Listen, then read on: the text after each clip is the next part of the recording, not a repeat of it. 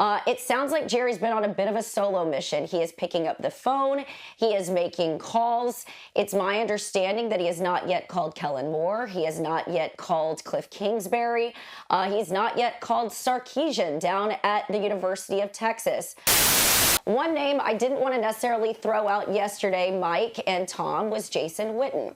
It's been my understanding that Jerry has talked to Jason in recent weeks, and I do believe that he was part of a plan that Jerry initially had when he was going to bring back Mike McCarthy. I think the plan there was to make him an heir apparent of sorts.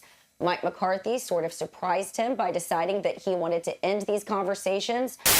Liberty football program received a grant from the Gene and Jerry Jones Foundation and Whataburger. So just based off of that, bro. What's going on right now is Jerry got Jason Witten in a coaching training program.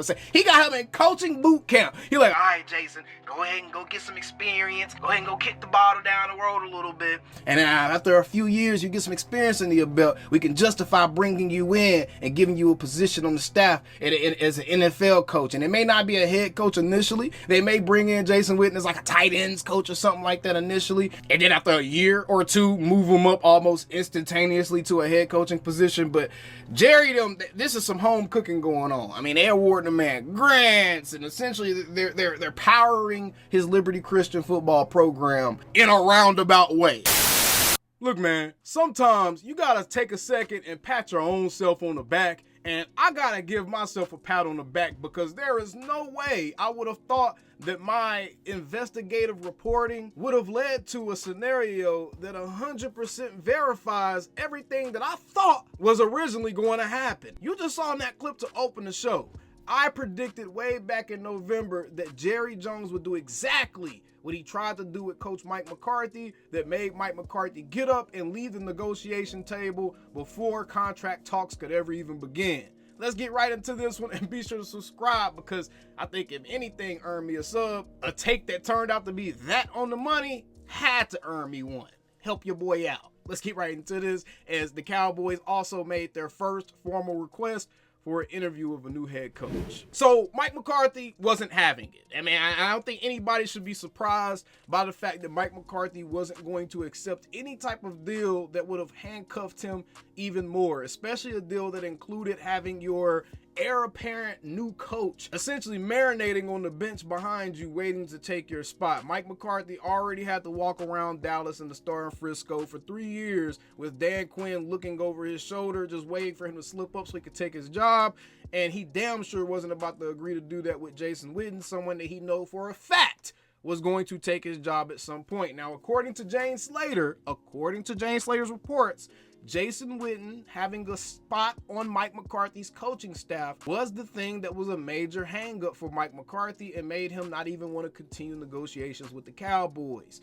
This is something that I literally drew out for you guys months ago. I talked to you about why it was going to happen. I talked to you about the things that let you know it was going to happen. And all of that leads us to this moment, a moment where we have to sit back and actually discuss Jason Witten's name being thrown into the hat as a reason why we no longer have a head coach. But I will say this, there are silver linings in everything, and the silver lining in this particular story is the fact that Jerry Jones himself clearly understands that Jason Witten is not prepared to actually be a head coach in the National Football League. The reason I say that is he wanted Jason Witten to have a spot on Mike McCarthy's coaching staff, meaning a tight ends coach, or offensive lines coach, or something like that. He wanted Jason Witten to come back with a spot.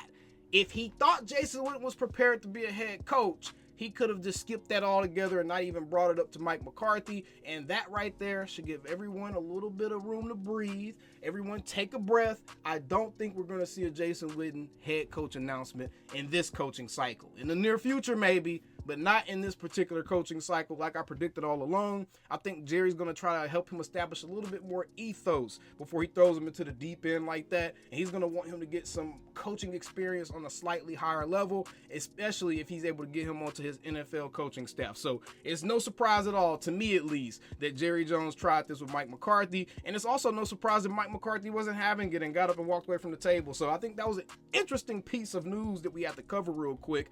Before we got into today's actual main course, And that's the fact that Ian Rappaport is reporting that the Cowboys have interest in and are expected to interview former Jets coach Robert Saleh for the vacant head coach position.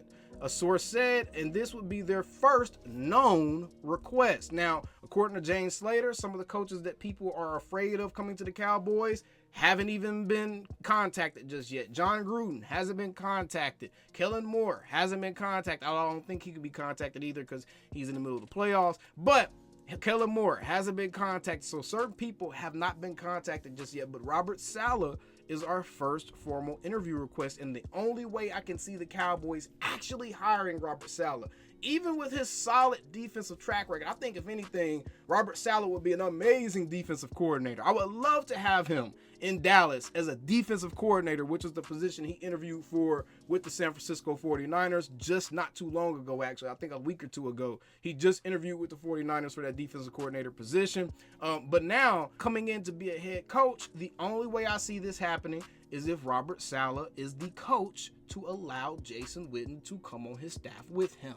And I could see a Robert Saleh doing that, especially when this is the very same Robert Saleh who had to deal with Woody Johnson and his kids having input on player acquisition moves for the organization for the New York Jets. His grandkids having input on not wanting to go get guys like a Jerry Jeudy because Twitter said they suck or because their Madden rating isn't high enough.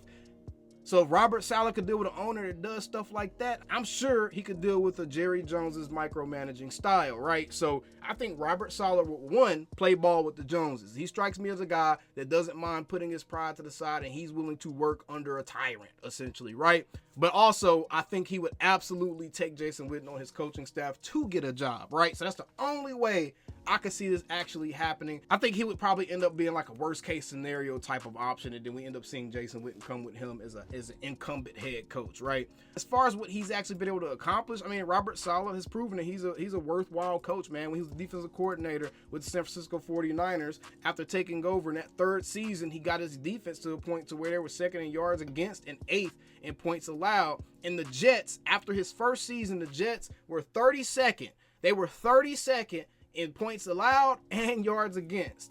After that season in 2022, they jumped up from 32 to number 4 in both of those categories. So with that being said, Robert Saleh clearly knows how to coach talent. Now, it is a little bit deceiving when you look at this and you say, okay, he was 4th in yards against, 3rd in yards against in 2023, 3rd in yards against in 2024, but somehow, even though he was 3rd in yards against, he was 20th in points allowed. Well, that happens when you have an offense that's allowing short fields for the opposing offense because they're turning the ball over, right? So you'll see that Jets team getting scored on in situations where after Sam Darnold has turned the ball over, Zach Wilson has turned the ball over, Aaron Rodgers has turned the ball over, you'll see that defense getting scored on in situations where opposing offense only has like 15, 20 yards to go, and that's why you'll see these rankings get skewed a little bit. But just overall, as a defensive coach, Robert Saleh is worth his salt. He's a really, really good defensive coach. I think he fits better personally as a defensive coordinator.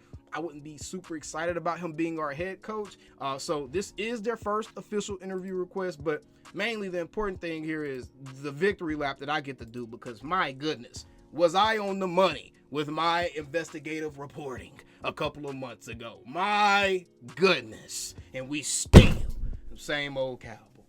Calling me, texting me, paging me, asking me, am I still them boys? Y'all usually check on me. Listen. I'm still them boys. Hey! Woo! Hey! I'm still them boys.